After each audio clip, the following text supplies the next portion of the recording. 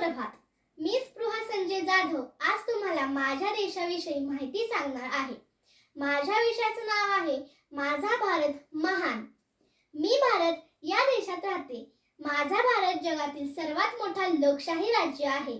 भारतात बोलल्या जाणाऱ्या विविध भाषा हे भारताचे वैशिष्ट्य आहे. इथे अनेक धर्मांचे जातींचे लोक आनंदाने राहतात. हिंदी ही भारताची राष्ट्रभाषा आहे. विश्व विजय तिरंगा असा आमचा राष्ट्रध्वज आहे.